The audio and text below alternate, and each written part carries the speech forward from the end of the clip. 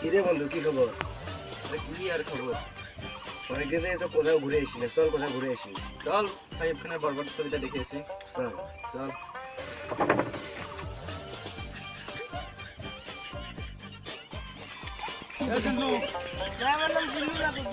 আচ্ছা দুলু তোর নাম, আয় আমার সাথে আয়, তোর টাকা দেবো, দোকান দেবো, আয়।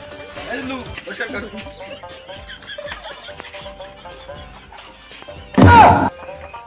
স্যার লাগবে না, ওঠ।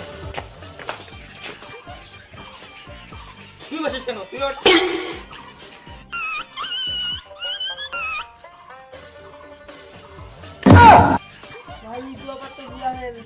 কি কর? মাল বার কর।